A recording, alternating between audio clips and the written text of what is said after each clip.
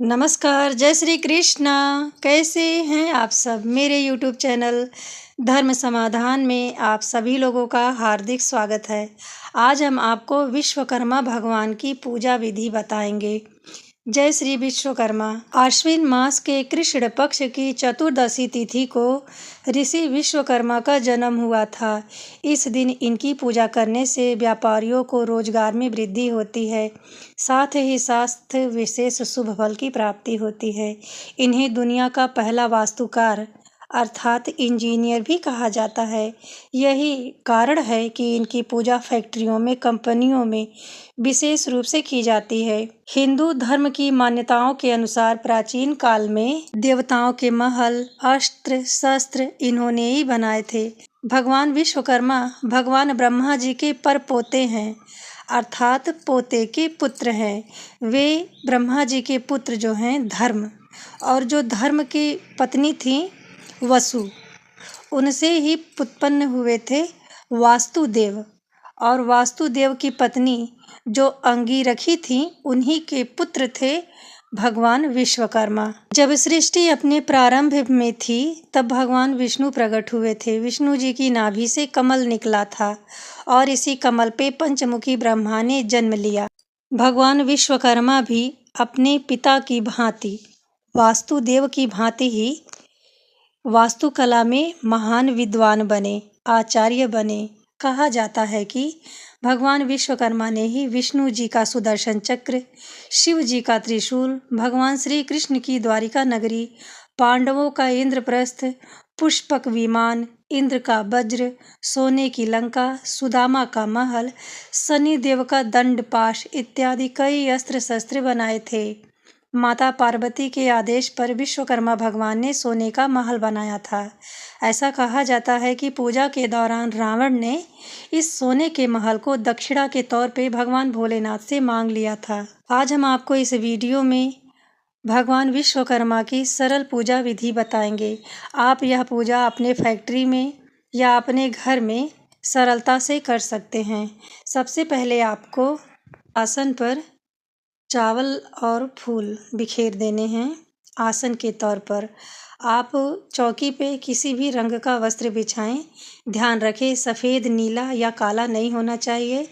फिर उस आसन के ऊपर भगवान विश्वकर्मा को विराजमान कर दीजिए, क्योंकि इन्हीं की ही विशेष रूप से पूजा विश्वकर्मा जयंती के दिन की जाती है। फिर हम चौकी पर प्रथम पूज्य गणपति को विराजमान करेंगे, क्योंकि इनके बिना कोई पूजा शुरू की ही नहीं जा सकती। ये विघ्नहर्ता हैं। इनकी स्थापना चौकी पे करने से आपकी पूजा, आपकी मनोकामना निर्विघ्न पूर्ण होती है। फिर आप जल के माध्यम से भावपूर्ण स्नान करवाएं भगवान विश्वकर्मा जी को और गणपति को। धूप दीप प्रज्वलित करने के बाद में हम सबको तिलक लगाएंगे। हम दीपक को भी तिलक लगाएंगे। विश्वकर्मा भगवान के फोटो में जितने भी अस्त्र शस्त्र हैं, जितनी भी महिला हैं, पुरुष हैं, आप यही प्रयास करें कि सबको तिलक लगा दीजिएगा। फिर फूल समर्पित कीजिएगा, क्योंकि हम पंचोपचार से पूजा उपासना करेंगे। तो धूप दीप नैवेद्य फल फूल जिसमें जरूर सम्मिलित होते हैं। आप भगवान विश्वकर्मा जी को भी जनेऊ समर्पित करें। फिर आप भगवान गणपति को अलग से भोग समर्पित कीजिएगा और भगवान विश्वकर्मा को भी आप भोग प्रसाद समर्पित करें। आप चाहें तो फल मीठा भी ले सकते हैं, अनेक प्रकार के भी फल रख सकते हैं, लेकिन यहाँ जो भी आवश्यक है वही हम काम आपको बता रहे हैं। आप हाथ में थोड़ा सा अक्षत ले लीजिएगा, फूल ले लीजिएगा और थोड़ा सा जल रख करके विश्वकर्मा भगवान के पूजा का आपको संकल्प लेना है। संकल्प में आप कहें कि हे भगवान विश्वकर्मा, मेरा जो भी बिजनेस, व्यापार, रोजगार है उसमें आप तरक्की प्रदान करें। पूजा में रही कमियों के लिए आप क्षमा कीजिएगा। इस तरह से आपको हाथ जोड़कर भगवान विश्वकर्मा को आवाहन करना चाहिए, गणपति का आवाहन करना चाहिए। इस तरह से अब आपकी पूजा शुरू हो जाएगी। आप यहीं पर बैठ करके कथा का श्रवण कर सकते हैं, इनके 108 नामों का जाप कर सकते हैं, भगवान विश्वकर्मा के मंत्र या स्रोत का पाठ आप करते हैं। फिर आप कपूर से प्रथम पूज्य गणपति की, भगवान विश्वकर्मा की विधिवत पूजा उपासना करें। अगर आप कोई भी रोजगार व्यवसाय करते हैं तो उसकी भी पूजा आपको साथ ही साथ करनी चाहिए। आप उसका भी धूप दीप दिखाएं, तिलक करें। फिर हाथ में जल लेकर के आप 3 बार मिनस दीजिएगा। ऐसा करने से आपकी पूजा पूर्ण शुभ फलदायी मानी जाती है। थोड़ा सा आपको जल लेकर आसन के नीचे भी गिराना चाहिए और उसे अपने मस्तक से लगाना चाहिए। फिर आपकी पूजा का पूर्ण फल इंद्रदेव लेकर नहीं जाने पाएंगे।